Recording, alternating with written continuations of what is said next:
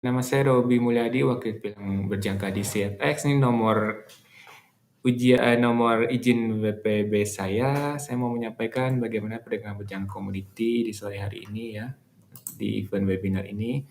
PBK atau perdagangan berjangka komoditi adalah segala sesuatu yang berkaitan dengan jual beli komoditi dengan penarikan margin dan penyelesaian kemudian dengan berdasarkan kontrak berjangka, kontrak derivatif syariah dan atau kontrak derivatif lainnya menurut Undang-Undang Nomor 10 Tahun 2011 ya.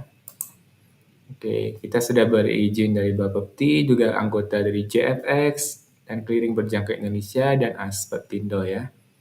Visi di CFX adalah menjadi jejaring sosial berinvestasi terkemuka di Indonesia. Misi kami menyediakan teknologi inovatif untuk pengalaman transaksi terbaik bagi nasabah. Yang boleh menjadi klien di CFX adalah mereka yang sudah berusia cakap hukum alias di atas 21 tahun dan sudah menikah, bukan merupakan anggota dari Bapepti, bursa atau lembaga clearing, juga bukan bendaharawan atau direktur keuangan yang melayani kepentingan umum kecuali ada persetujuan dari lembaganya. Juga tentunya tidak termasuk dalam daftar hitam Bank dan Polri ya, atau yang sudah dinyatakan pilot oleh pengadilan.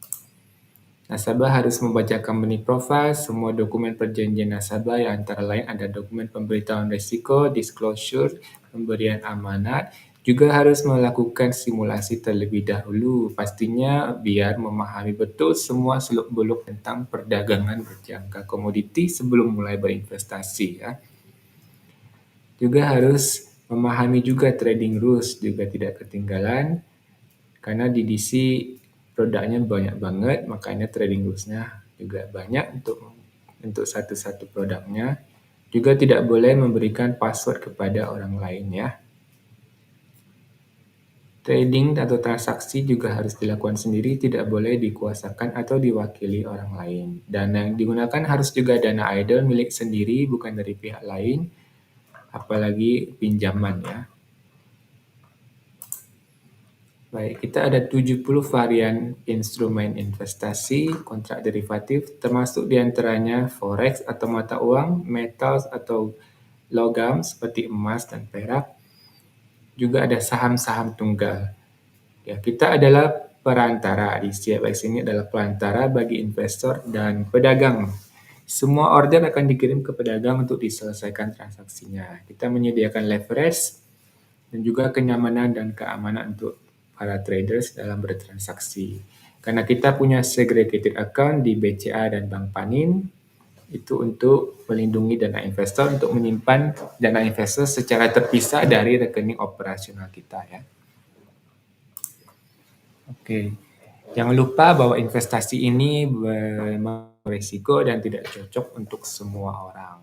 Harap memastikan bahwa Anda sudah benar-benar memahami risikonya sebelum memulai untuk berinvestasi di margin trading di DCFX. Oke, sekian, terima kasih, dan silakan ikuti webinar ini. Oke, waktu dan tempat saya kembalikan ke moderator. Terima kasih Pak Robi untuk materinya. Mohon maaf sekali ya trader, sebelumnya ada kesalahan teknis. Semoga traders menjadi lebih mengerti ya, seperti apa dan bagaimana memilih broker yang tepat untuk memulai trading kalian nih. Sudah ada pertanyaan, boleh ditulis dulu di kolom chat atau Q&A ya, karena kita masih lanjut nih ke materi utama kita, yaitu fundamental oleh Pak Sultan Adam. Oh ya, saya ingatkan lagi nih, pokoknya yang mau bertanya ditulis dulu di kolom Q&A dan dituliskan ya bertanya kepada siapa. Baik, langsung saja untuk Pak Adam kami persilahkan memulai materinya. Silakan Pak Adam.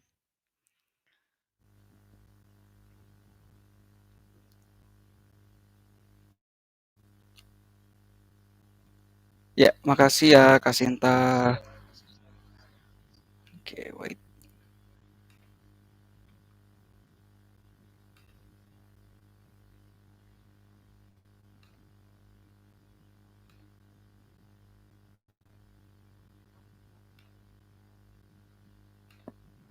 Saya izin share screen-nya. Oke.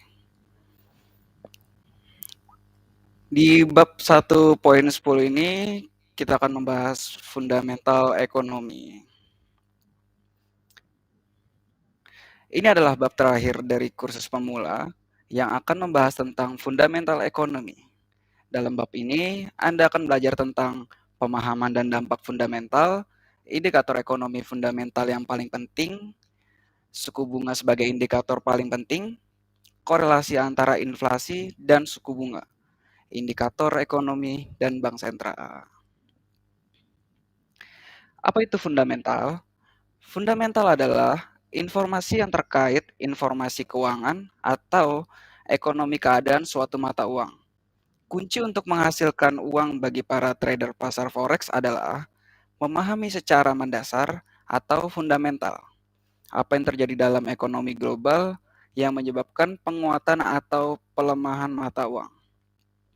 Investor membuat keputusan trading berdasarkan pengamatan fundamental dengan memahami ekonomi global yang mempengaruhi valuasi mata uang. Dampak fundamental. Jika fundamental ekonomi di Amerika Serikat membaik, dolar AS atau USD kemungkinan besar akan semakin kuat karena investor forex akan membeli dolar. Sebaliknya, jika fundamental ekonomi di Amerika Serikat sedang menurun, USD kemungkinan akan semakin melemah karena investor forex akan menjual dolar. Tidak semua indikator ekonomi itu penting. Globalisasi telah mendekatkan kita semua dan telah membawa jutaan informasi ke ujung jari kita setiap hari. Bagian dari menjadi investor forex yang sukses memerlukan belajar bagaimana mengabaikan sebagian besar berita dan informasi yang membombardir Anda setiap hari, sehingga Anda dapat fokus pada informasi yang benar-benar penting. Banyak pengumuman ekonomi fundamental yang tidak perlu Anda perhatikan, karena tidak semua indikator ekonomi itu penting. Misalnya, data pengangguran di Irlandia tidak sepenting pengangguran di Amerika Serikat. Indikator ekonomi fundamental yang paling penting. Salah satu cara yang baik untuk memanfaatkan pergerakan harga yang didorong secara fundamental adalah dengan menonton berita. Ingat, pada akhirnya, para investor institusional besar yang menggerakkan pasar forex sehingga Anda melihat hal yang sama yang diamati oleh mereka untuk memprediksi dengan lebih akurat pergerakan apa yang akan mereka buat sehingga Anda dapat memanfaatkan pergerakan tersebut. Berikut adalah sejumlah indikator ekonomi fundamental yang paling penting. Yang pertama yaitu suku bunga, yang kedua ada kekuatan ekonomi, yang ketiga ada arus modal dan perdagangan. Suku bunga. Indikator ekonomi yang paling penting, suku bunga adalah ukuran kompensasi yang diterima pemberi pinjaman dari peminjam sebagai imbalan atas pinjaman dan hal ini sangat penting di pasar forex. Mata uang yang mewakili ekonomi dengan tingkat bunga yang lebih tinggi cenderung lebih kuat daripada mata uang yang mewakili ekonomi dengan tingkat bunga yang lebih rendah. Investor selalu mencari keuntungan sebesar mungkin atas investasi mereka. Dan ekonomi tingkat bunga yang lebih tinggi biasanya memberikan hasil yang lebih tinggi dari investasi mereka. Suku bunga. Bagaimana pengaruhnya terhadap mata uang? Bayangkan Anda sedang mencari tempat untuk menabung uang Anda dan ada dua bank.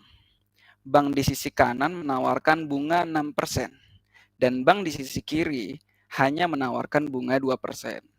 Tentu saja, Anda akan memilih bank yang menawarkan bunga 6% karena akan memberikan tingkat pengembalian yang lebih baik atas investasi Anda.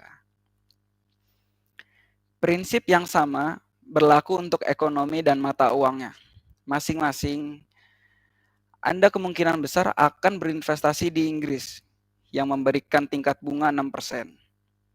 Seiring meningkatnya mereka yang berinvestasi di Inggris, permintaan akan pound Inggris atau GBP meningkat. Pelajaran ekonomi dasar menjelaskan bahwa ketika permintaan meningkat, nilai GBP juga turut meningkat. Bank sentral yang paling penting, seperti suku bunga, yang mengatur pasar forex, trader yang sukses selalu mengamati bank-bank sentral dengan cermat untuk melihat apakah kebijakan meningkatkan suku bunga, menurunkan suku bunga, atau membiarkan suku bunga tetap tidak berubah di masa depan. Bank-bank sentral yang paling penting adalah dari Amerika Serikat ada Federal Reserve atau the Fed yang biasa kita sebut.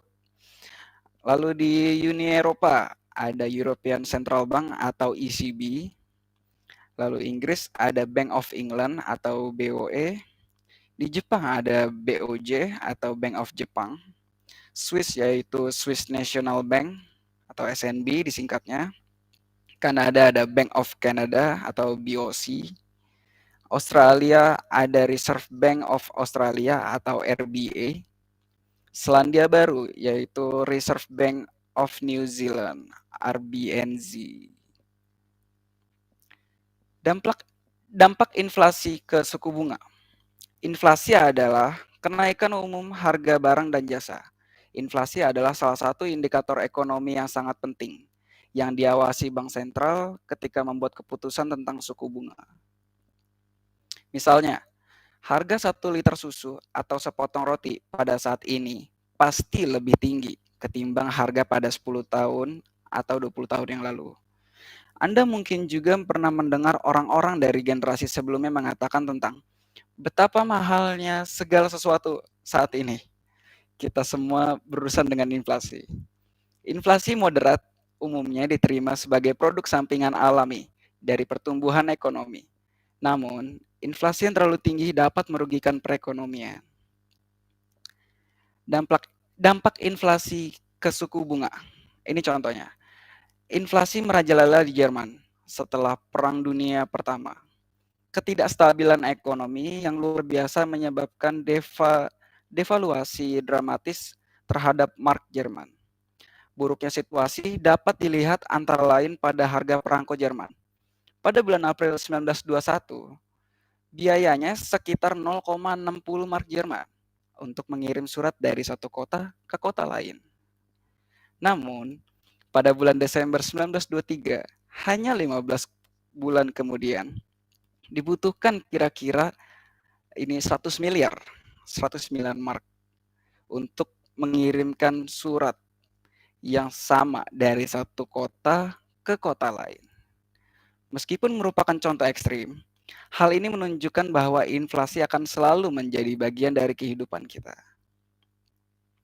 Bank-bank sentral selalu mengawasi peningkatan inflasi. Bank-bank sentral selalu waspada terhadap kenaikan inflasi. Ketika mereka melihat inflasi naik ke tingkat yang tidak nyaman, mereka akan mengambil langkah-langkah untuk mengekang peningkatan itu. Salah satu alat yang digunakan bank sentral untuk mengekang inflasi adalah suku bunga bank sentral dapat memerangi kenaikan inflasi dengan menaikkan suku bunga. Suku bunga yang lebih tinggi akan mempersulit bisnis dan individu dalam meminjam uang untuk membeli dan membuat barang baru, sehingga memperlambat pertumbuhan ekonomi dan sebagai akibatnya menurunkan inflasi. Sebagai investor forex, Anda ingin mengamati tingkat inflasi untuk melihat sekilas apa yang mungkin dilakukan bank sentral dengan suku bunga mereka. Jika inflasi meningkat, bank sentral kemungkinan besar akan menaikkan suku bunga, sesuatu yang bagus untuk mata uang ekonomi itu. 2 indikator ekonomi. Pedagang harus memperhatikan indikator berikut untuk mendapatkan gambaran tentang apa yang dicermati oleh bank sentral. Indeks harga konsumen atau IHK. Indikator ekonomi yang mengukur berapa banyak biaya yang dibeli konsumen secara teratur. Semakin banyak uang yang harus dikeluarkan konsumen untuk barang-barang dan jasa pokok, semakin sedikit uang yang mereka miliki untuk membeli barang dan jasa tambahan. Indeks harga produsen atau PPI.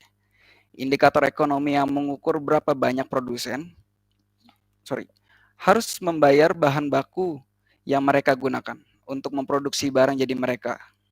Jika harga untuk produsen naik, kemungkinan besar mereka akan membebankan biaya tersebut ke konsumen. Oke, jadi ini tadi kita sudah bahas ya untuk dari fundamental ekonomi ya. Sekarang saya mungkin mau kasih contohnya dulu nih. Oke. Wait.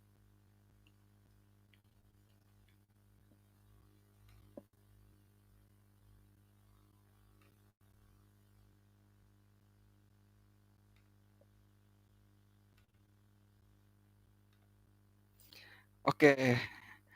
Ini di website DC ya, di website kita.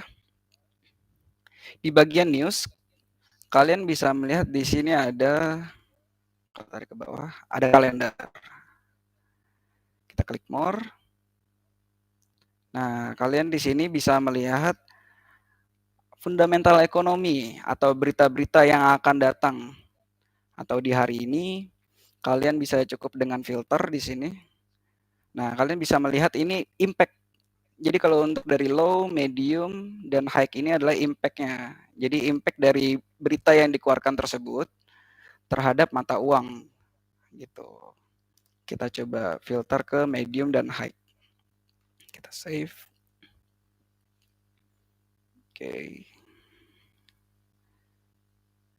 Untuk today. Untuk today tadi ada berita contohnya. Ini yang impact-nya high ya, high impact. Oke, kalian bisa lihat di sini ada previous, ada forecast, dan ada actual. Oke. Unemployment rate. Unemployment rate itu apa sih? Jadi tingkat pengangguran mengukur persentase total penduduk usia kerja yang menganggur dan aktif mencari pekerjaan selama 3 bulan terakhir. Data yang lebih tinggi dari ekspektasi dapat dianggap sebagai negatif atau pesimis untuk GDP. Sedangkan data lebih rendah dari ekspektasi dapat dianggap sebagai positif atau optimis untuk GDP. Oke, karena ini aktualnya, jadi kalau untuk previous ini adalah berita yang sudah keluar hasilnya di yang sebelumnya di bulan lalu. Sorry, kayak gitu ya. Kalau untuk forecast-nya itu jadi perkiraan. Perkiraannya di 3,9 dan aktualnya data yang rilisnya itu di 3,8. Oke. Karena aktualnya lebih rendah berarti hasilnya bagus untuk mata uang GBP gitu. Sebagai satu contoh lagi, kita coba di hari besok ya. Hari Rabu. Oke, di hari Rabu ada yang high impact-nya itu ada inflation rate dari Kanada sama penjualan rumah lama dari Amerika. Jadi kalau kita bisa lihat di sini ya, ini karena datanya belum keluar, jadi baru previous dan forecast-nya. Previous-nya itu di 5,4 dan kalau forecast itu di 5,3. Kalau untuk penjualan rumah lama itu adalah laporan ini membantu nilai kekuatan pasar perumahan AS atau Amerika Serikat. Data yang lebih tinggi dari ekspektasi dapat dianggap sebagai positif atau optimis untuk US dollarnya. Sedangkan data lebih rendah dari ekspektasi dapat dianggap sebagai negatif atau pesimis untuk USD. Baik, jadi kalau ini salah satu contoh untuk fundamental ekonominya ya. Karena ini kita tinggal tunggu besok aja. Oke, tunggu besok aja, sorry. Oke ya. Oke, mungkin dari saya cukup itu ya. Oke, saya kembalikan ke Kak Yasinta ya.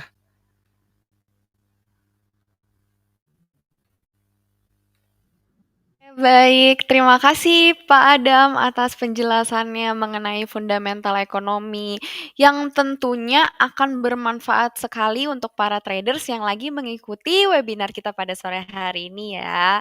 Traders, nih saya mau ngingetin ya, mumpung ada expert kita, yuk gunakan kesempatan yang baik ini untuk bertanya sebanyak-banyaknya kepada para expert kita. Mumpung waktunya masih lumayan panjang, kita persilahkan banget untuk para traders yang ingin bertanya. Ini kita sapa dulu para traders yang sudah nonton lewat YouTube atau lewat aplikasi kita. Malang hadir. Halo semuanya para traders. Semoga have a good day ya. Jadi coba kita lihat apa ada pertanyaan yang masuk. Saya coba cek satu per satu.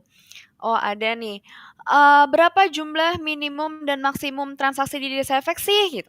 Mungkin bisa dijawab oleh Pak Robi atau Pak Adam, silakan untuk menjawab.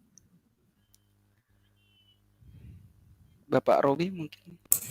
Oke, jumlah minimum transaksi di DCFS karena kita mini account itu adalah 0,1 lot ya.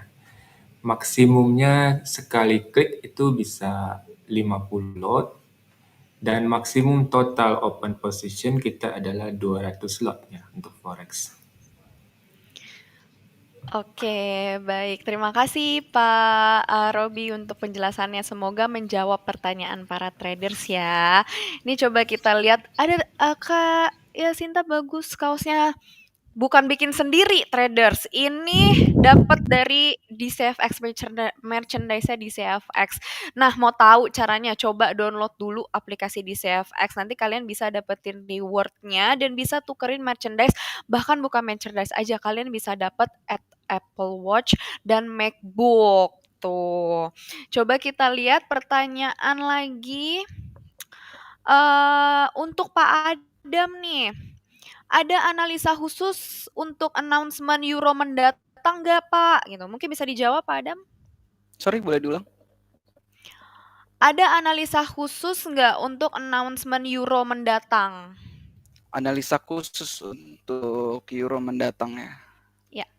Oke, wait.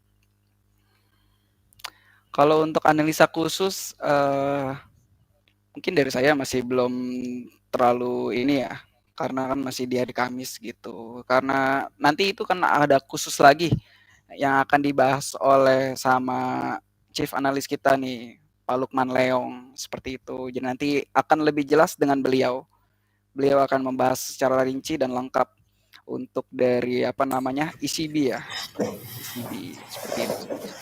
Ya, mungkin people buy rumors and sell the facts itu ya prinsip kita. Desas-desus dari euro di hari Kamis nih ya, mereka ECB akan menaikkan suku bunga sebesar 25 basis poin itu. Nah, 25. kita buy rumors, kebanyakan para traders sudah action mulai dari sekarang ya, sudah mulai buy euro, mungkin aksi untuk mengharapkan ada kenaikan sedikit, mungkin bisa take profit sedikit menjelang hari Kamis gitu ya. Tapi primadonanya memang di hari Kamis ya. Oke, terima kasih Pak Adam dan Pak Robi. Di hari Kamis ya traders, coba tuh dicatat, ditulis di kalendernya ya, di hari Kamis primadonanya. Coba, ini ada pertanyaan lagi nih Pak yang masuk. Kenapa minimal umur harus 21 untuk bisa buka akun real? Mungkin bisa dijawab dari Pak Adam atau Pak Robi. Baik, untuk minimal umur sih kita mengikuti aturan yang ada ya. Dari Bapepti memang mewajibkan bahwa calon nasabah untuk berinvestasi di perdagangan berjangka komoditi ini harus masuk dalam kategori yang cakap hukum.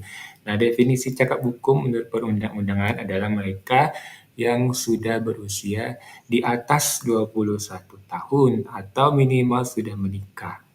Itu. Karena kita adalah broker yang taat hukum, ya jadi kita harus menuruti perundang-undangan yang berlaku juga. Begitu. Betul. Betul. Sebelumnya nih saya mau jelasin ya, kenapa saya bisa bilang DCFX itu aman. Karena kita mengikuti aturan-aturan yang ada, terutama di Indonesia, agar para traders juga merasa nyaman, aman, dan pastinya di CFX adalah broker terpercaya yang tepat untuk dipilih oleh para traders memulai tradingnya. Nah, kita lanjut ke pertanyaan selanjutnya. Apakah semua berita high impact itu selalu membuat market bergerak? Mungkin bisa dijawab Pak Adam. Boleh?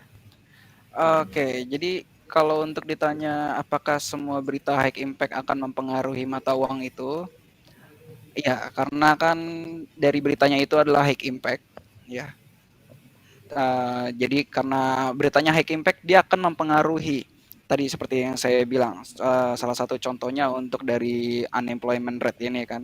Kalau unemployment rate, misalkan data yang lebih tinggi dari ekspektasi, maka dianggap sebagai datanya negatif atau pesimis. Jadi itu untuk GPP-nya kurang bagus. Seperti itu. Kalau untuk datanya lebih rendah dari ekspektasi, maka dianggap sebagai positif gitu, untuk mata uang GBP itu tersebut. Seperti itu. Oke, Oke, baik. saya Ada menambahkan tambahannya? sedikit Boleh, ya. Pak. Oke, Boleh kalau kita ditambah. melihat data, memang data high impact itu memang berpengaruh untuk mata uang tertentu. Misalnya high impact paling tidak 50 pips ada ya, tapi kita kembali lagi lihat tren. Misalnya trennya uptrend, terus data yang prediksinya high impact itu ternyata aktualnya buruk. Jadi memang harga akan turun sekian pips ya, 50 atau sekitar itu. Kemudian akan melanjutkan tren lagi uptrendnya begitu. Jadi memang pertama yang kita lihat adalah tren. Kemudian karena high impact itu mungkin akan cukup membantu kita untuk enter market atau keluar market itu. Jadi harus dicermati data ini ngaruhnya apa ke mata uang tersebut.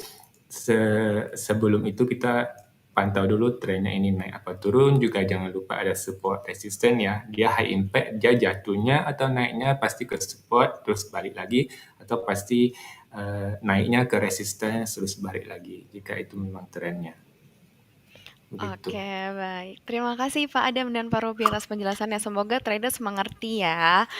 Ini ada pertanyaan masuk lagi dari YouTube. Lebih baik mana digunakan untuk trading? Apakah fundamental atau teknikal? Mungkin bisa dijawab dari Pak Adam atau Pak Robi. Oke. Kalau untuk trading menggunakan fundamental atau teknikal, itu sebagai ini apa namanya, kenyamanan diri masing-masing. Kalau untuk memang akan ada berita high impact, baiknya kita menunggu dari berita itu tersebut. Kalau jika tidak ada apa namanya untuk berita high impact ke depannya atau di hari ini, Anda bisa menggunakan untuk analisa teknikal gitu, untuk trading atau open posisinya. Seperti itu sih. Karena mungkin kalau tadi sama seperti yang Pak Robi udah jelaskan, kita tetap mengikuti trennya. Jika misalkan trennya lagi turun, lalu high impact dari aktual yang rilis dari berita itu adalah membuat mata uangnya jadi naik, nah itu mungkin akan membuat jadi hanya rebound aja, kayak gitu. Jadi lalu nanti setelah itu dia akan tetap mengikuti trennya yang turun, seperti itu. Oke. Tidak ada batasan juga ya, kita harus berpatokan untuk teknikal saja atau fundamental Ya, saja, atau bisa digabung keduanya ya, karena bermacam-macam jenis trader ya. Ada yang pakai teknikal saja, lihat chart saja terus mengabaikan berita, ada juga yang hanya mengikuti berita dan mengabaikan untuk lihat grafik atau chart juga ada. Ada juga yang mengkombinasikan keduanya gitu. Jadi itu pilihan terserah kita mana yang paling baik saja. Gitu ya. Oke. Berarti itu sebenarnya technical analysis seperti chart pattern dan fundamental analysis itu bisa digabungkan ya Pak ya. Jadi Betul. terserah para tradersnya aja caranya nih enaknya gimana. Itu tergantung Ya, menurut para traders yang ingin memulai trading. betul. Memang Selanjut, lebih bijaksananya sih kita pantau dulu hmm, apa fundamentalnya ya, apa yang akan ya, terjadi di market, baru kita lihat history, itu yang paling bijak ya. History oke. adalah teknikal maksudnya ya. Iya. Terima kasih Pak Robi dan Pak Adam atas penjelasannya. Ada pertanyaan lagi yang masuk. Apakah fundamental ekonomi selalu berkaitan dengan ekonomi kalender? Kalau untuk fundamental ekonomi, jadi kalau untuk ekonomi kalender itu, jadi ekonomi kalender itu yang apa namanya? Sorry. Ekonomi kalender itu jadi dia untuk melihat di kalender ini, contohnya di hari ini ada apa namanya, berita apa aja yang keluar seperti itu. Karena kan fundamental ekonomi itu adalah berdasarkan dari berita-berita untuk dari salah satu negara ya, dan yang bisa mempengaruhi mata uang negara tersebut. Contohnya kalau tadi di hari ini ya, di hari ini tadi ada apa namanya, unemployment rate. Kalau untuk di hari esok ada untuk penjualan rumah lama di US. Sama kalau untuk di hari Kamisnya ada ECB. Seperti itu. Ya, pastinya fundamental ekonomi suatu negara pastinya berkaitan dengan rilis data ekonomi. Soalnya itu kalau kita perhatikan, kita cermati, itu rilis data ekonomi itu sudah terjadwal, bukan ya? Itu para ekonom sudah menjadwalkan secara persis hari apa akan dirilis itu. Dan sebulan itu semacam siklus, nanti akan diulangi lagi bulan depan. Jadi kalau kita perhatikan, semua data itu jadwal rilisnya saling terkait, mempengaruhi data selanjutnya. Misalnya hari ini suku bunga, minggu ini ya. Minggu depan setelah suku bunga pasti ada rilis data penjualan rumah ya. Kita tahu bahwa naik turunnya suku bunga pasti berpengaruh pada KPR, betul? Juga pada suku bunga pinjaman untuk berbisnis atau data manufaktur biasanya ya, yang setelah minggu depan setelah data suku bunga. Setelah itu akan ada data untuk mensurvei penjualan barang konsumen. Setelah itu minggu depannya lagi pasti ada data survei terhadap pengangguran atau peningkatan job. Berimbang nggak gitu ya, job ada penambahan nggak, biar semua pada ada duit untuk di-spend. Nah, setelah di-spend ada lagi data CPI ini yang mengukur inflasi. Kemudian setelah itu survei lagi ini untuk masyarakat, confidence nggak dengan perekonomiannya sendiri. Baru semua data itu dirumuskan kembali oleh pejabat bank sentral. Mereka meeting lagi setiap bulan. Nah, untuk apa meeting itu? Untuk merumuskan apakah untuk menaikkan atau menurunkan suku bunga lagi di bulan depannya atau stay suku bunganya. Jadi memang kerjaan para pejabat sebank sentral itu memang berat ya. Kayak memutuskan suku bunga itu seperti pedang bermata dua ya, mau dinaikkan salah, diturunkan salah. Jadi harus semua dicermati dulu data-data yang ada, baru mereka merumuskan keputusannya, begitu. Oke, baik. Terima kasih Pak Robi dan Pak Adam atas penjelasannya yang sangat jelas menurut saya. Dan menurut saya juga para traders harusnya mengerti ya. Saya masuk ke pertanyaan selanjutnya ya Pak. Ini tadi Bapak habis bahas KPR, ada pertanyaan nih yang masuk. Apa hubungan menjual rumah dengan pergerakan market? Baik. Survei menjual rumah, kita tahu bahwa membeli rumah itu bukan dengan uang yang sedikit ya. Jadi itu juga berpengaruh untuk pengeluaran masyarakatnya. Indikator sebuah negara maju adalah ini, harga rumah laris gitu, biarpun mahal laris. Soalnya spendingnya para masyarakatnya mampu membeli rumah gitu, mampu mencicil at least ya, begitu. Jadi itu indikator yang memang yang penting untuk mengukur laju pertumbuhan ekonomi suatu negara, begitu. Oke, baik. Terima kasih Pak Robi atas penjelasannya. Ini ada pertanyaan masuk untuk Pak Adam nih. Apakah ada trik mudah untuk pahami fundamental ekonomi untuk bekal trading?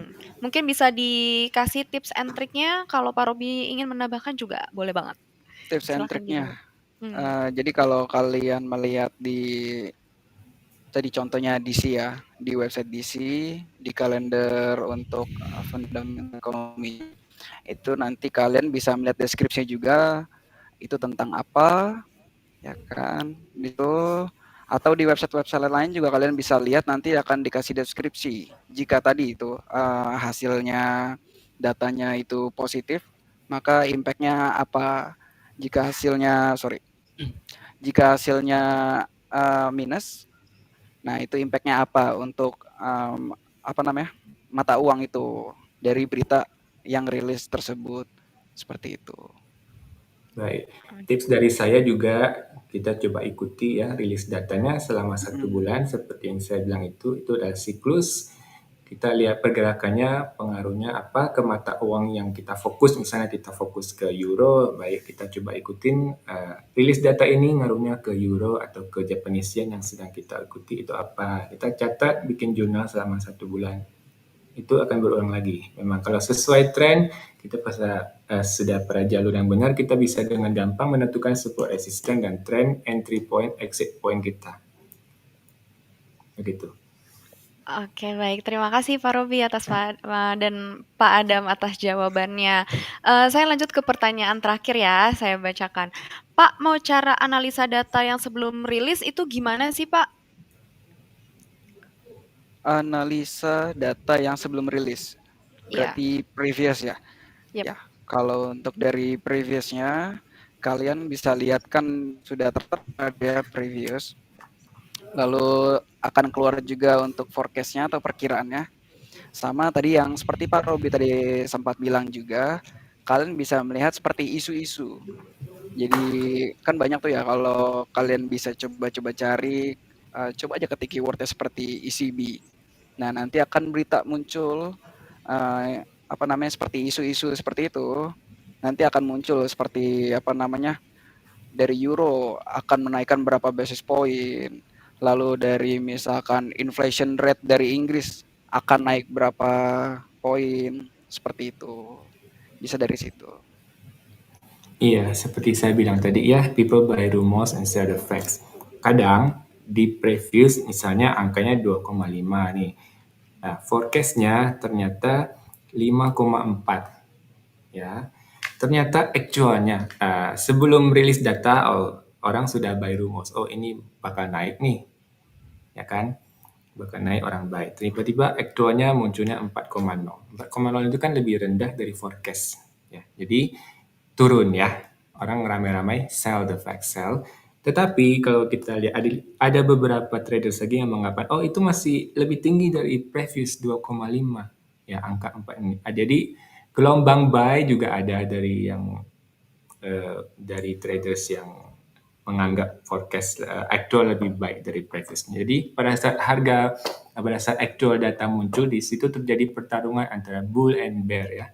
Sesuai dengan mana yang lebih kuat itu yang menang ya, bull and bear. Jadi itu yang bikin harga hektik ya pada saat rilis data. Jadi untuk bijaksana kita bisa ikuti pertarungan itu dengan pasang limit loss misalnya atau kita hindari ya sebijaksana kita saja. Oke, terima kasih Pak Adam dan Pak Robi atas penjelasannya. Ini baru aja muncul satu pertanyaannya Pak, saya bacakan satu lagi. Biasanya market mulai bergerak berapa lama setelah rilis berita? Contoh jika sesinya berada di US.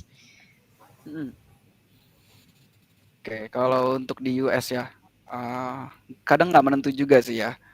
Kalian bisa coba lihat dari beberapa jam sebelumnya. Itu kalau untuk dari market sudah istilahnya bisa dibilang labil. Jadi dia mau naik apa turun nih. Jadi konsolidasi ya. Konsolidasi di situ. Karena kan kalau untuk dari beritanya masih belum keluar atau aktualnya belum keluar. Karena dari situ itu bisa sekitar mungkin 1 jam, 2 jam sebelumnya, bahkan 3 jam, 6 jam juga sebelumnya bisa. Gitu. Baik, karena tergantung dari berita apa yang besar atau high impact-nya, seperti NFT contohnya, itu udah bisa labil dari sekitar 4 jam, 5 jam sebelumnya udah bisa. Seperti itu. Ya, berarti ya saya juga biasanya tidak menentu sih ya. Ada yang biasanya 30 menit sebelum dan sesudah, itu yang hektik, yang lebar gitu ya.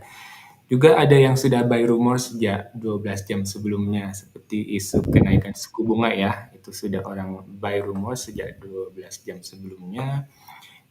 Juga bisa jadi ada data rilis lainnya seperti yang hari Kamis nanti untuk Euro ECB. Misalnya dia di jam 7.15 harga suku bunga naik misalnya, tapi di jam 7.45 ada press conference. Itu biasanya misalnya 7.15 euronya naik, bisa jadi 7.45 euronya turun kembali, tergantung isi press conference tersebut gitu. Oke, baik. Terima kasih Pak Robi dan Pak Adam atas penjelasannya untuk para trader. Semoga traders mengerti ya yang dijelaskan oleh para expert kita. Baiklah, waktu sudah hampir habis, jadi kita cukupkan sesi tanya jawabnya ya traders. Jika ingin traders yang mau bertanya, dikumpulkan dulu pertanyaannya, nanti akan dijawab di webinar selanjutnya. Kembali kami ingin mengingatkan ya traders bahwa investasi derivatif melibatkan resiko yang signifikan dan dapat mengakibatkan hilangnya modal yang Anda investasikan. Dan Anda dianjurkan untuk membaca dan mempelajari dengan seksama legalitas perusahaan, produk, dan aturan perdagangan sebelum memutuskan untuk memasukkan uang Anda ke dalam investasi. Bertanggung jawab serta akuntabel dalam perdagangan Anda. Demikianlah program webinar kita pada sore hari ini, trader. Saya mengucapkan terima kasih kepada para expert kita, yaitu Pak Robi dan Pak Adam. Terima kasih atas Terima insight kasih. yang diberikan kepada Terima kasih kami. Kak Yasinta. Terima Iya. kasih juga Terima Pak kasih Robi. traders, terima kasih Pak Adam. Terima kasih buat trader semua. Ya. Kami berharap para traders yang mengikuti webinar ini mendapatkan insight yang diharapkan seputar trading, paham strategi serta tipsnya, dan tentunya pastikan langsung dipraktekkan di DCFX.